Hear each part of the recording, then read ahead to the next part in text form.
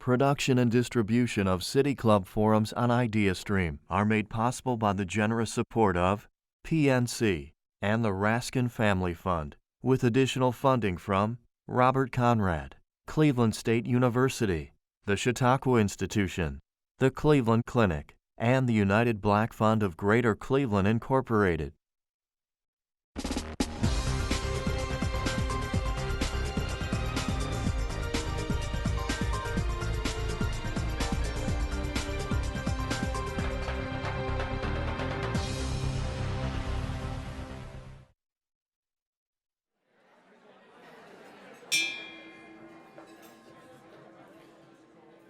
Good afternoon and welcome to the City Club of Cleveland. I am the Reverend Dr. John C. Dorhauer, General Minister and President of the United Church of Christ and a proud City Club member.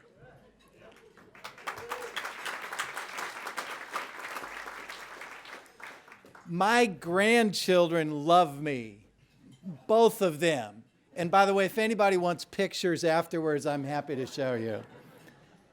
They are 1 and 4 years old, and someday I will tell them that I had the distinct honor of introducing Khizr Khan, and in that moment they will not only love me, they will admire me. Born in Pakistan, where he earned his first law degree, Khizr and his wife, Kishwala, moved to Dubai to work until they could afford to move to the United States. Their life here serves as a testimony to what America always wanted to be and yet can be. They are living proof that our immigrant population remains one of the most courageous, most entrepreneurial, and enduring communities in America.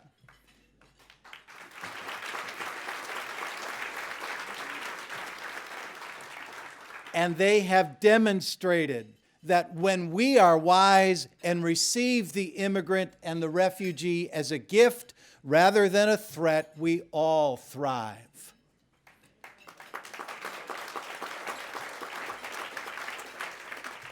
As a Gold Star family, Khizr and his wife have made the ultimate sacrifice to our country and to their country. Their loyalty to their newfound homeland is deep and sincere. Mr. Khan's love of the rule of law has earned him a much-deserved reputation as both a fierce litigator and a scholar whose mental acuity is admired by his peers.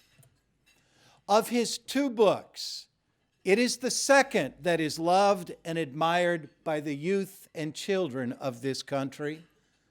Entitled "This is Our Constitution, Discover America with a Gold Star Father," that book is now being read by school-age children all over the country.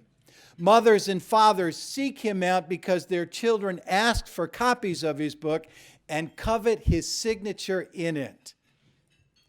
At a recent book signing, a young couple brought to him a copy of that book, and when he asked to whom he should inscribe it, the mother said, "To our son." Khizr asked how old their child was, and she pointed to her belly and said, "He's not yet born." Yes, it is with pride that I will say to my grandchildren, I once introduced Khizr Khan. And like that young mother, I want my grandchildren, like her children, to know who he is, what he believes, and why we celebrate everything he stands for. So, esteemed guests, let me delay no further. I invite you now to hear the voice of this true American hero, this Gold Star father, this author, this legal visionary, and the one whom I want shaping the mind of my grandchildren, Khizr Khan.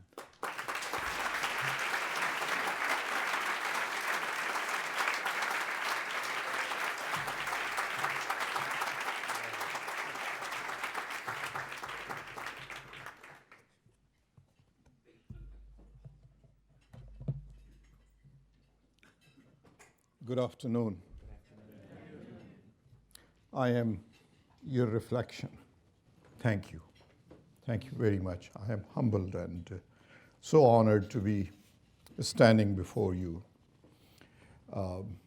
share what our blessed Constitution has meant to me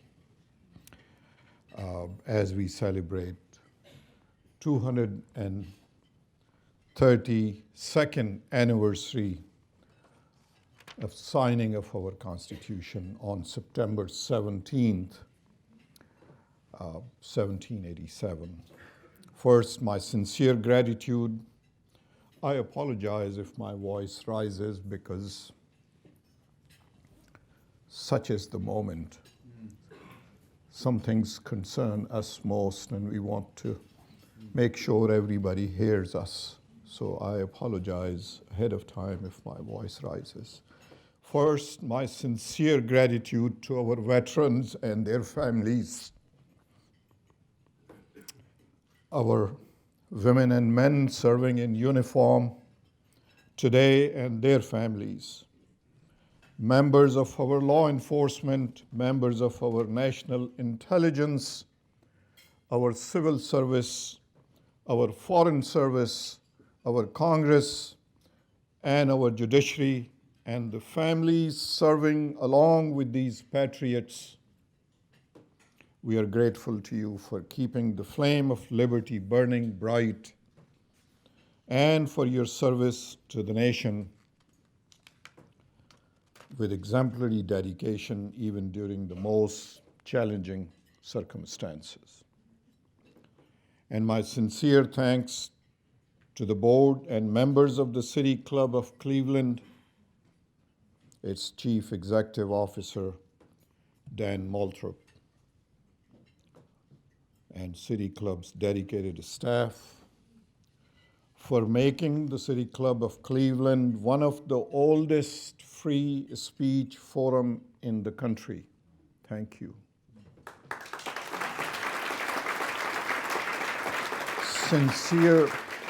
Sincere thanks to the Cleveland Public Library, Global Cleveland, and its president among us for your leadership, and very especially thanks to Fareed Sadiq for my introduction to the City Club and invitation to participate in this sacred celebration of our Constitution, as our Constitution remains reflection of the soul of America, reminding us of the past and giving us hope for a better future. As noted by Patrick Henry Foundation, that our history is compelling and relevant. Please listen to these words carefully. It may touch your heart. Our history is compelling and relevant. It informs our future. Our story is powerful and inclusive, educational and important to share. Our story shows that civil discourse and different point of view can bring people together and create positive change. And above all, our history shows with ultimate clarity that in the course of human events, one voice can change the world. Not too long ago, I attended my citizenship ceremony with gratitude in my heart for being elevated in human dignity by this nation, about which I only could dream since I first read the Declaration of Independence and the Constitution of the United States in 1972 when I was a law student in Pakistan. Even today, I remain in awe of the spirit of this blessed nation. I remember reading the Declaration of Independence while standing in my university dorm room, all 1,472 words of it. Yes, I have counted them since. And all 18 grievances, and I invite you to read it under these circumstances. It will uplift your spirit. All 18 grievances listed against then King, how similar I realized these grievances were to the grievances of the entire colonized world. I was in Pakistan that had gained its freedom in 1947. It's a long story, but someday I'll share with you why I felt the way I felt at that moment, and I still remain in awe of our Declaration and our Constitution. I then read the articles of our Constitution. Yes, Article 1. Let me raise my voice so it could be heard in Washington. Yes, Article 1, People's Congress. People's Congress will be supreme legislative body of this blessed democracy, will always perform sacred duty of checks and balances and oversight of the government. Regardless of today's challenges to its sanctity, I thought then and still believe our Congress remains supreme institution of our democracy. And it was the intent of our forefathers to place our Congress as Article 1 institution of our system of government. Then I read the Article 2, the presidency, the executive, Article 2. And then, of course, Article 3, the judiciary. And I understood how this civilized nation will lead the mankind by example of civility, tolerance, debate over differences, and respect for all opinion. Then came the best part, our Bill of Rights. I call our Bill of Rights a sacred document in which human dignities are enshrined. I was then and remain today in awe of our First Amendment, the freedom of conscience, for which many nations and their leaders have come to America to learn how to uplift their people in human dignity. Let me read it and listen to these 5 words because they speak so loudly of American spirit. Congress shall make no law respecting an establishment of religion or prohibiting the free exercise thereof, or abridging the freedom of speech or the press or the right of the people peaceably to assemble and to petition the government for a redress of grievances. I have sat in many of the conferences where foreign legislators, attorney generals, law ministers have come to learn about our First Amendment, how to take it back and implement to uplift their communities, their countries. And it is our First Amendment that faces the most challenge today. What an honor for me to be humbly standing before you as a proud resident of Charlottesville, Virginia. Remember, you must have heard and seen Charlottesville, Virginia, a blessed city of Thomas Jefferson and home of Mr. Jefferson's University, where our son, Captain Khizr Khan, went to school and upon graduation joined the United States Army, inspired by the lessons of public service of Mr. Jefferson. I also read with inquiry our 13th Amendment abolishing slavery in 1865. I've been asked that question. Have I noted that year? Why so late? And our 19th Amendment, women's right to vote, adopted in 1919, and wondered why these human dignities came so late.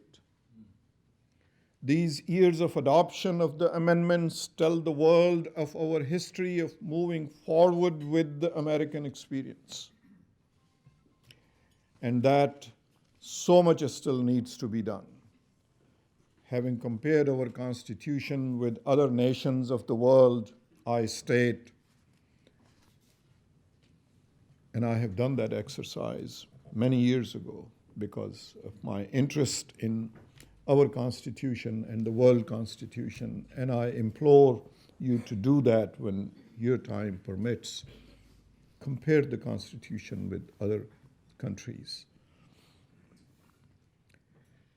I state there is none like the civility of our legislative process. What you see these days up on television, what is taking place, that is not what our civility of our legislative process is all about.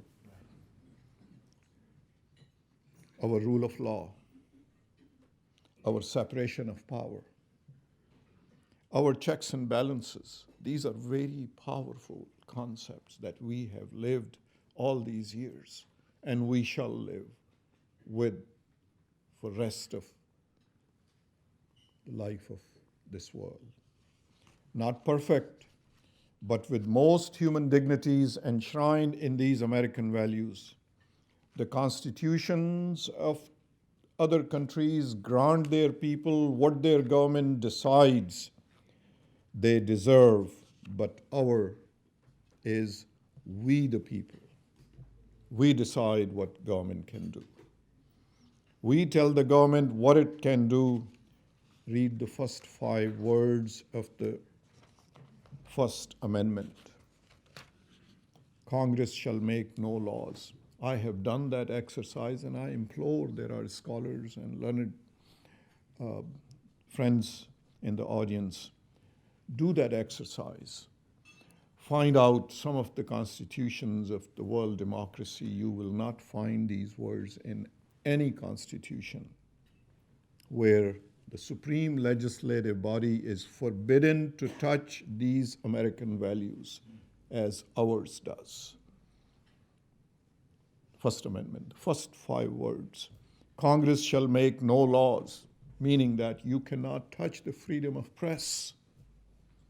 You cannot touch the practice of religion or no practice of religion. And you know the rest. As we pay tribute to our liberty and freedom enshrined in our Constitution today, we must remind ourselves how it was before American Declaration of Independence. So we can appreciate why America matters to the mankind. And I'm not exaggerating. America matters, has mattered, and matters to mankind. And I offer the proof. We are aware of the history of mankind ruled by thousands of years, for thousands of years, by the kings, princes, dictators, authoritarians. An ordinary person like myself was to listen to the dictator's decree, follow it silently, but only until the American Declaration of Independence in 1776, where America said, "We hold these truths to be self-evident that all men," and I, with apology, add, "all women and men are created equal." That they are endowed by their Creator with certain unalienable rights, that among these are life, liberty, and pursuit of happiness. For the first time in the history of mankind, Americans declared that they will self-govern as free people.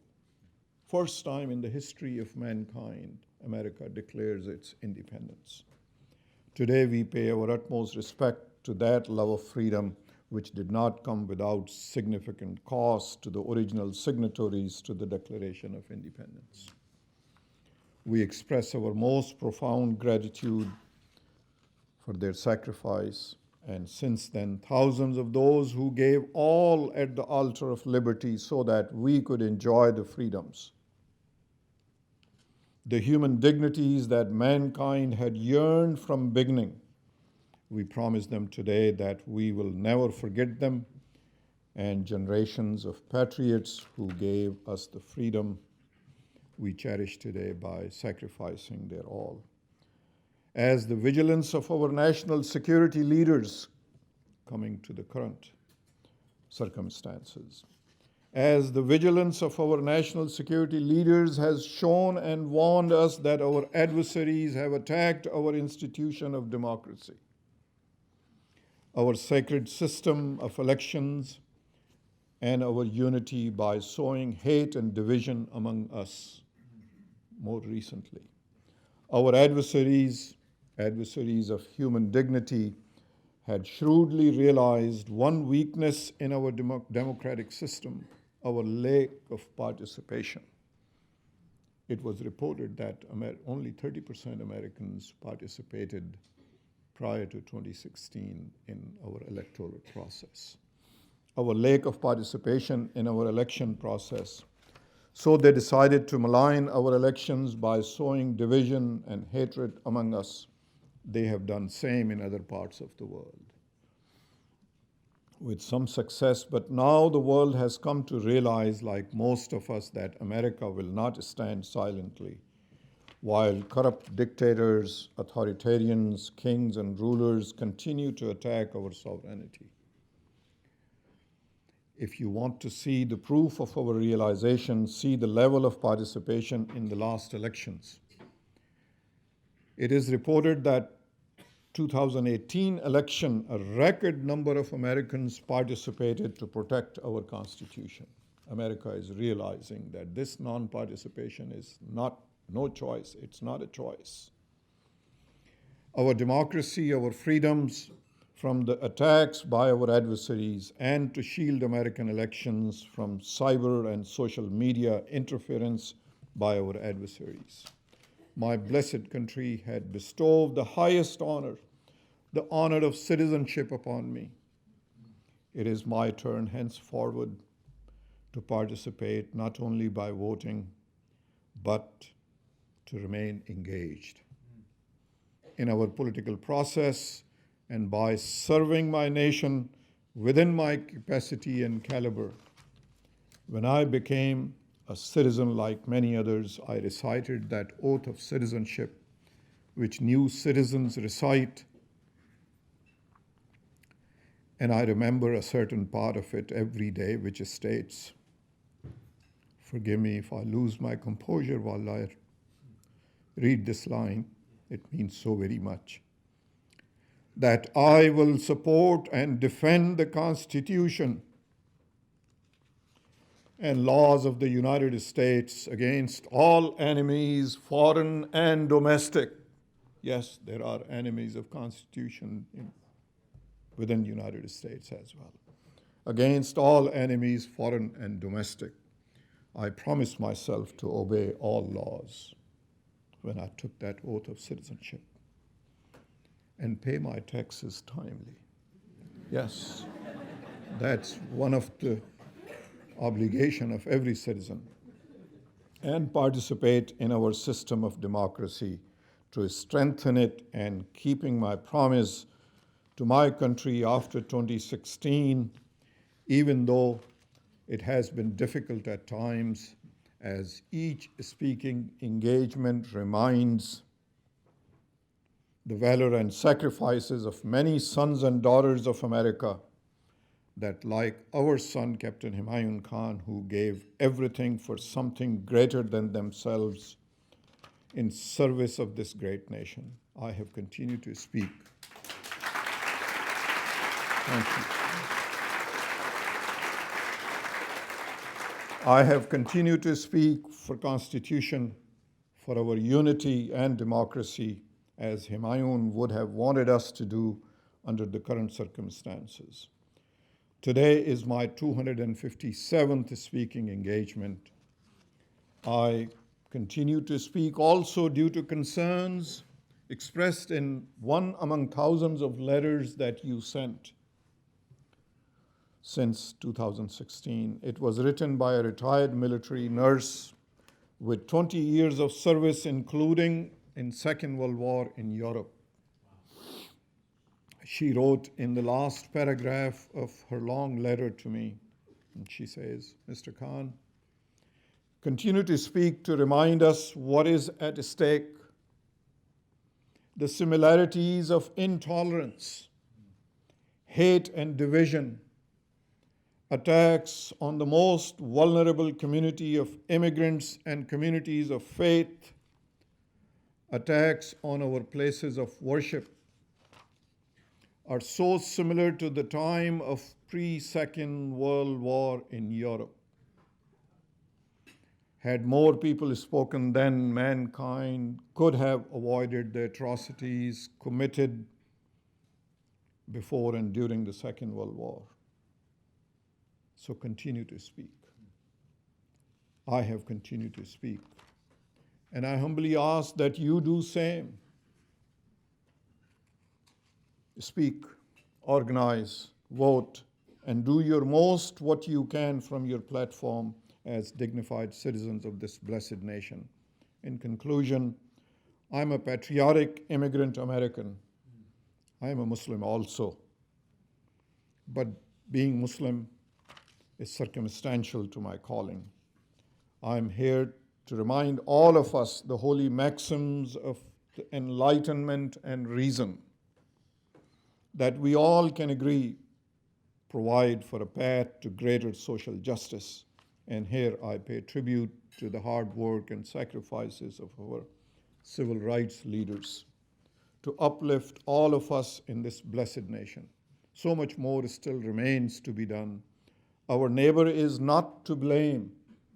Her hand is what we hold in facing the challenges of ever-changing world. We need to hold the hand of our neighbor, not blame her. I remind us the quote from Reagan's farewell address to the nation. I remember standing up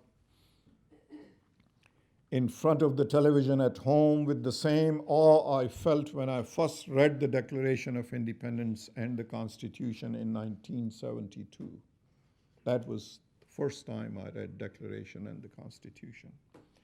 But this was 1989. Reagan had completed his second term, and in his farewell speech,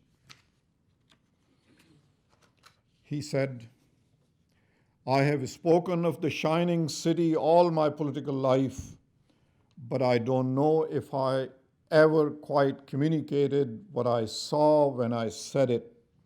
But in my mind, Reagan is speaking, but in my mind, it was a tall, proud city built on rocks, stronger than oceans, wind-swept, God-blessed, and teeming with people of all kinds, living in harmony and peace, a city with free ports that hummed with commerce and creativity. And if there had to be city walls, talk about walls. I hope Washington would hear. And if there had to be city walls, the walls had doors, and the doors were open to anyone. The doors were open to anyone with the will and the heart to get here. That's how I saw it and see it still, Reagan said.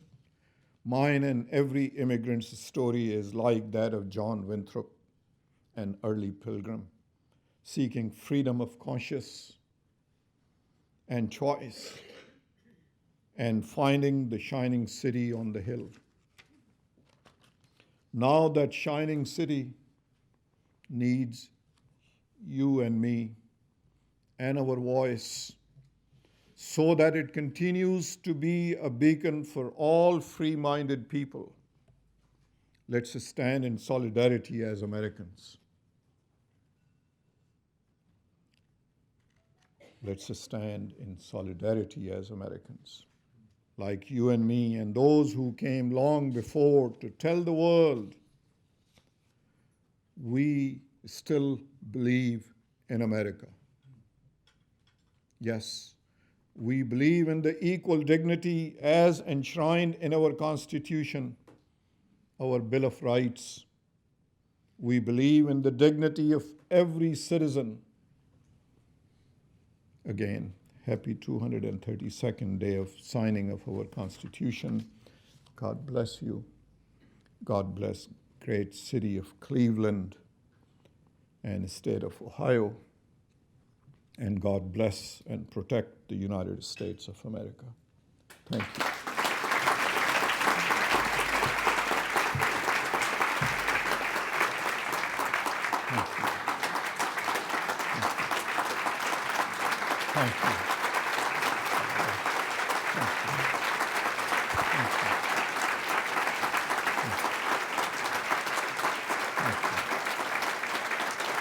Thank you.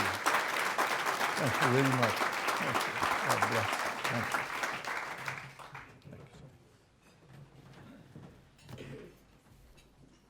What a blessing for all of us here today to listen to the voice of this Pakistani child, now an American citizen, remind us what a gift our Constitution is to the world, a gift that many of us who grew up in this land too easily and too often take for granted in a day when we ought not be taking it for granted. So thank you. I am again John Dorhauer, General Minister and President of the United Church of Christ, and today we're listening to our Constitution Day Forum with Khizr Khan, constitutional rights and national unity advocate and Gold Star parent. Also the author of An American Family, a memoir of hope and sacrifice. We're about to begin our audience Q&A. We welcome questions from everyone. May we have the first question, please? Mr. Khan, thank you so much for being here. The City Club of Cleveland is the oldest continuous free speech forum in the country. We're continuous. Some others have been a little longer, but we've been the continuous one. It provides the opportunity for people of different views to speak. I would like your reaction to someone who spoke, as you did at a forum not too long ago, because it raises a lot of the questions on issues that you've raised. Mr. Corey Lewandowski yesterday spoke before the House of Congress, and he was asked many questions, and he certainly tried to avoid many by using an executive privilege. He had never been an employee of the White House, but he used that method. And then also he made the comment that I would really like your reaction to, because it has evoked a strong reaction in me. He indicated that it was not essential for him to speak the truth in responding to the press, because the press so often distorts and doesn't tell the truth itself. With respect to the sacred right of free speech and the truth, I would like your reaction to that point that Mr. Lewandowski made. Well, I didn't get to watch because of the travels what had been recently taking place, but I can answer this in general terms that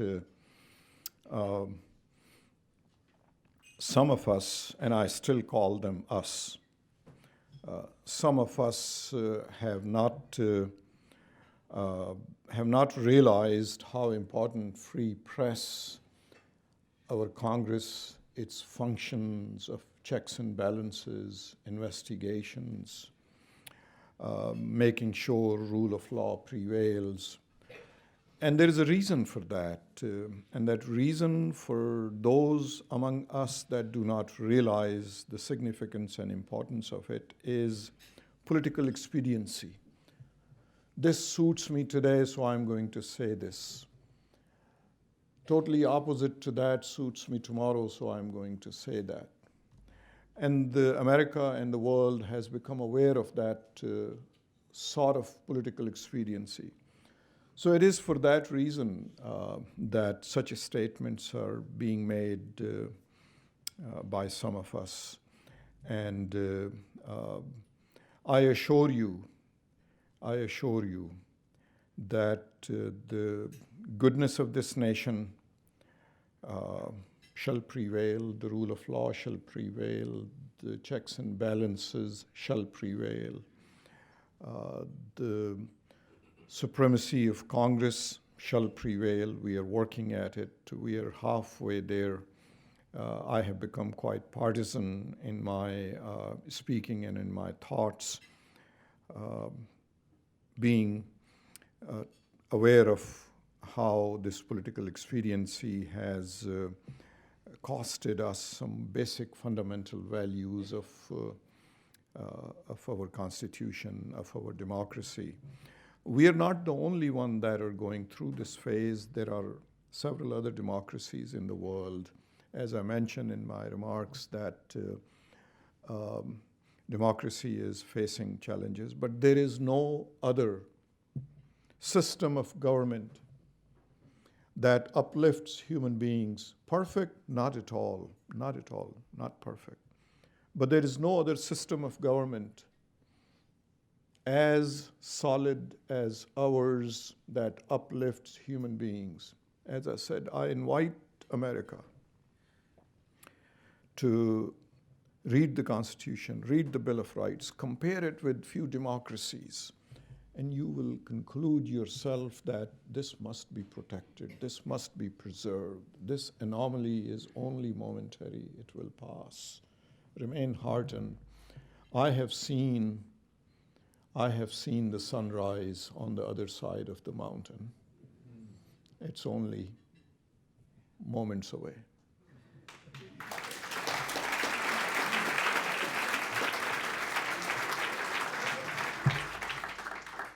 Mr. Khan, hello, thank you for being here today. Can you tell us how it was that you came to speak at the Democratic National Convention and the positive renown you've had for it, but if there have been any negative ramifications of it for you personally and your family, and whether you had been involved in politics at all in any capacity prior to that? My brother Fareed had instructed me to make sure I don't give long-winded answers and be brief and make sure I pay attention to the time. So I'll try to summarize what took us there because folks want to know, so bear with me. This is 2015, in fact, December, when that bigoted statement was made, I will ban all Muslims, I'll throw all Hispanics, judges are bad, and women don't deserve equal dignity, and all that unfortunate statement was made. So wherever we would go, Ghazala and I would go to visit our grandchildren, their friends and all. Parents will bring their small kids. This is happening in Charlottesville. They will bring them that these kids are so afraid since they have heard this. When they go to school, they are bullied that, oh, you're going to be thrown away because you don't look like this or you look like this.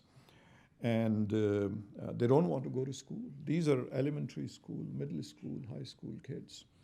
What should we do, knowing that I'm a lawyer? So I would pull out the Constitution from my pocket and I'll read the 14th Amendment and equal protection of law.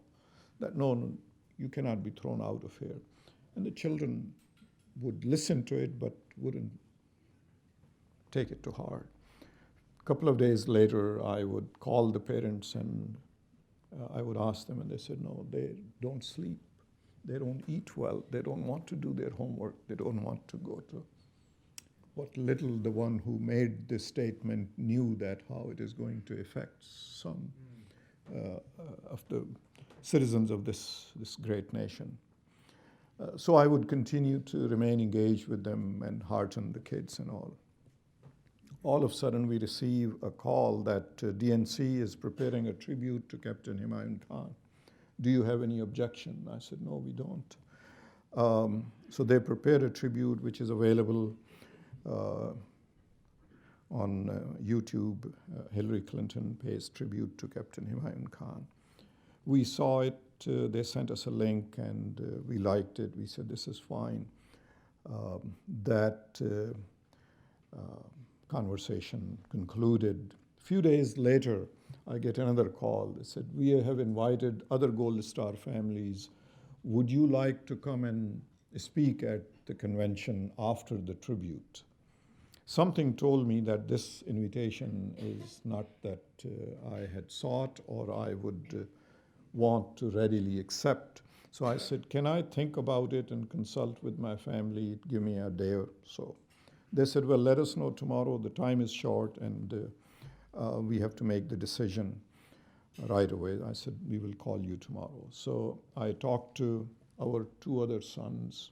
They're scientists and they're well educated in Charlottesville. And they told us, please do not participate in this forum. This is not your style. You have never been in politics. You have never been in public light. And don't do this. We thought they are being very protective of us, so we said we will consult some other friends that are a little more savvy in public life and all. And so we called some folks in the community of Charlottesville, and they told us exactly the same thing.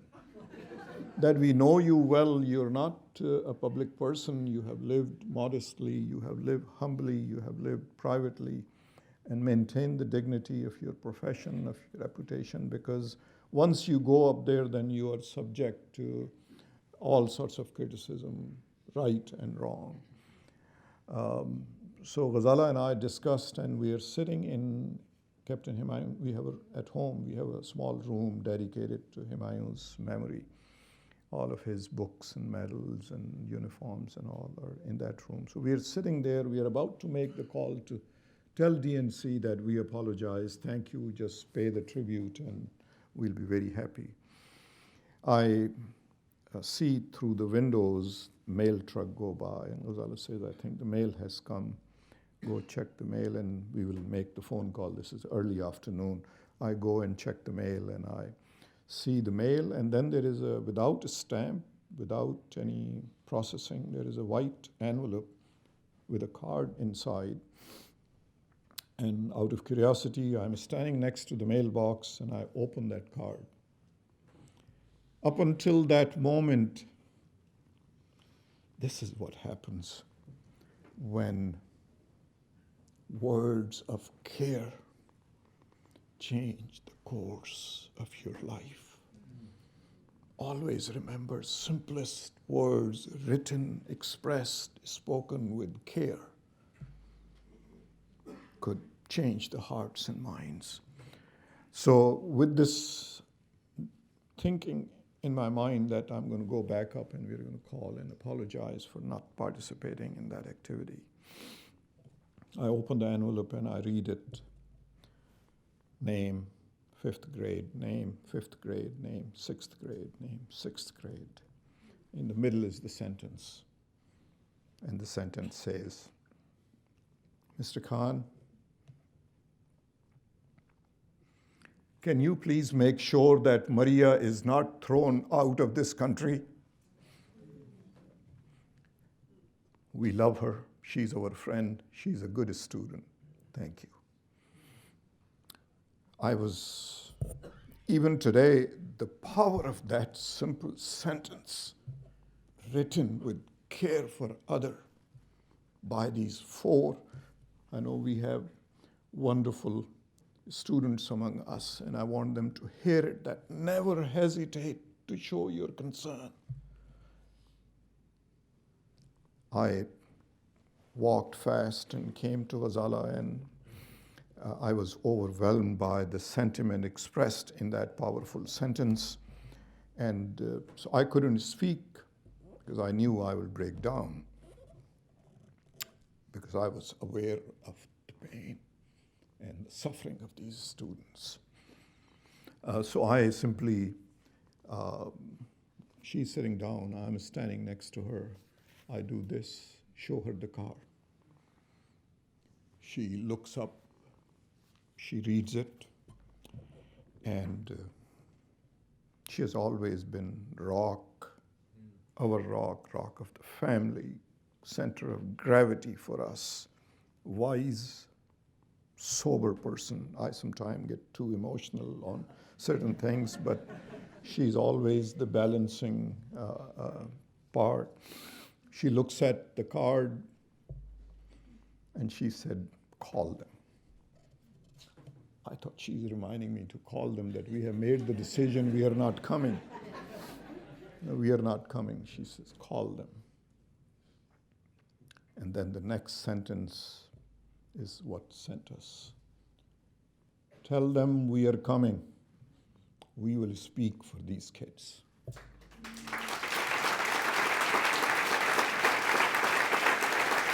So it was our young leaders, it was them that sent us there. And we have not stopped speaking ever since. And there are just so many stories that have taken place in our life. And the journey has continued, has brought us to 257th speaking engagement today. And life continues. Thank you. Any other questions? We're so glad you responded to that card rather than to the advice you received.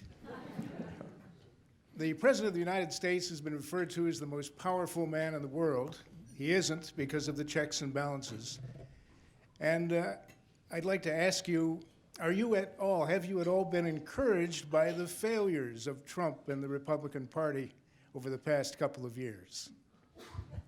Well,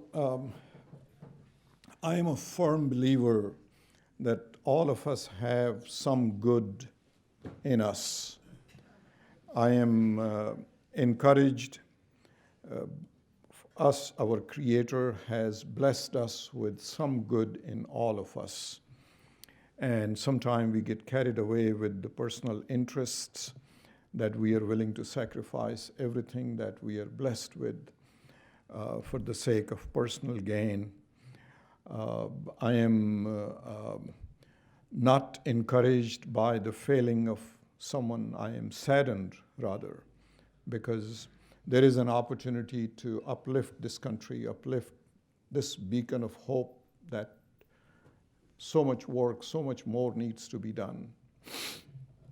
After the Second World War, let me give you one more example of the goodness of this nation. Sometime because we are in and we are involved in daily struggles and all that, we forget that what our Creator has meant for this nation to be, and it has been, and it will be. Let me give you an example. After the Second World War, Europe and the rest of the world was totally destructed, in ruins. Of course, there had been some personal interests as well, national interests, but it was only United States of America in the history of mankind which said, we will come to Europe and we will rebuild. And we rebuilt. We participated in the Marshall Plan. It is what, let's prepare ourselves. Marshall Plan for immigration, Marshall Plan to rebuild America, Marshall Plan to remove the injustice, the racial injustice that permeates in our country under these circumstances. It's you patriots that will lead that Marshall Plan. We are capable of it because we have done it before. And we became beacon of hope for the rest of the world. Your turn has come now. You like it or you don't. Each and every one of you within the reach of my voice is the candle bearer. Like it or not. Your time has chosen you to be the candle bearer. And you know, candle bearers don't stand on the sidelines. They walk front and center. Your time has chosen you to be front and center from whatever the platform is, wherever you are.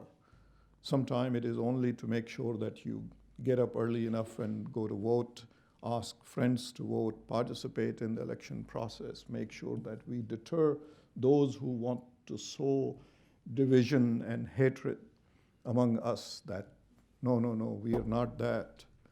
We are better than that. We have been, we shall be, because the rest of the mankind looks up to us to be the beacon of hope.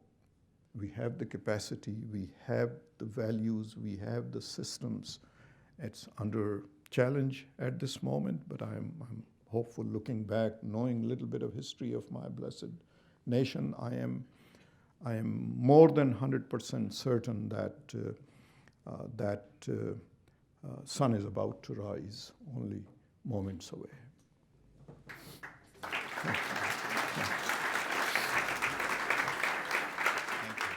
Thank you. It's on. Dr. Khan, Dr. Mansoor here from Ibn Sina. Thank you very much for being in the city again. I have a question and a request, and it's about the guns law.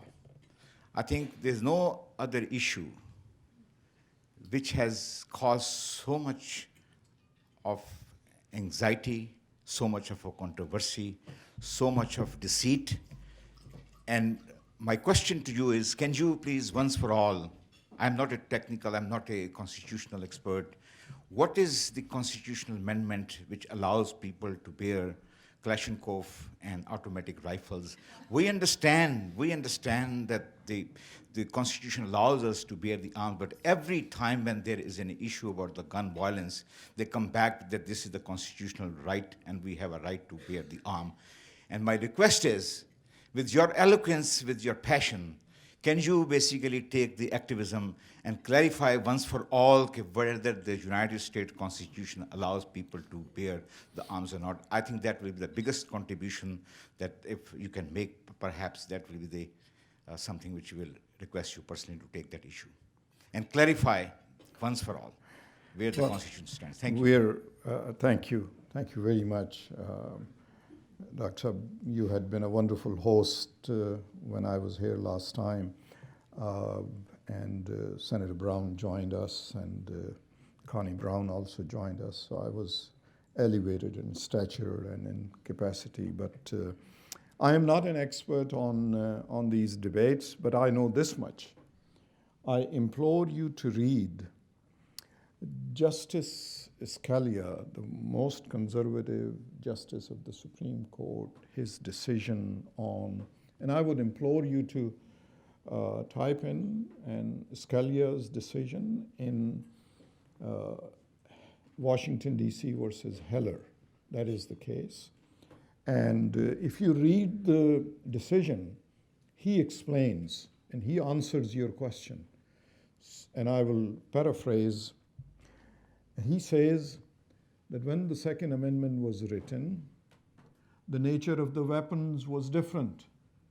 This is a conservative judge, most conservative scholar of jurisprudence, writing, giving the decision, saying that when the Second Amendment was written, the nature of the weapons was different. Why would we apply this amendment to the weapons that exist today because of the advancement of technology? I have legal scholars among us, more learned people, so I don't want to be out of place and misquote things.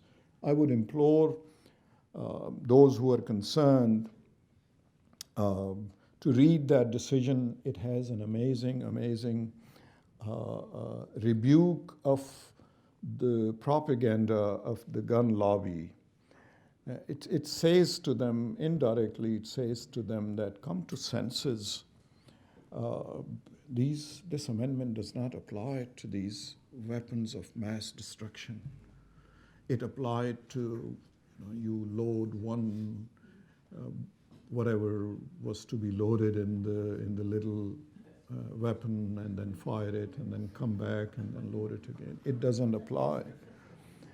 It is, as I said, political expediency that they have twisted the Second Amendment to a level where it doesn't prohibit weapon for personal safety, living at home, living in the privacy and security of our home.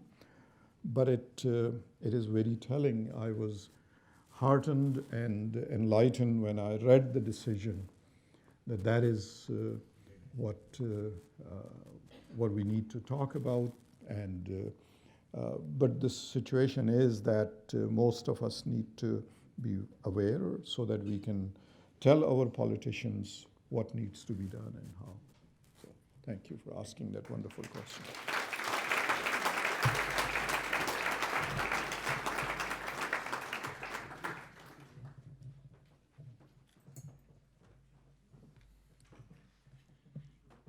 Today at the City Club, We have been listening to our Constitution Day Forum with Khizr Khan. And that brings us to the end of today's forum.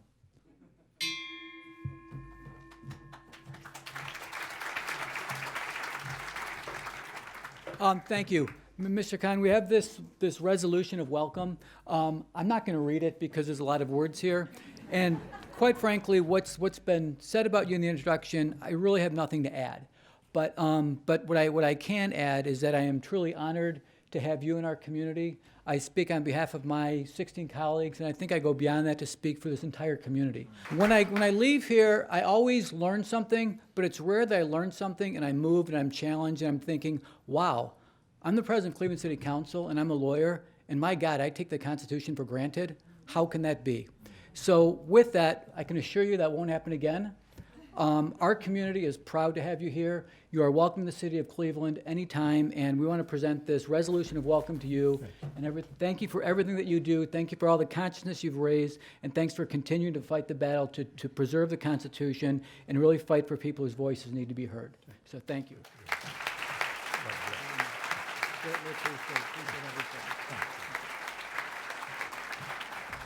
For information on upcoming speakers or for podcasts of the City Club, go to cityclub.org.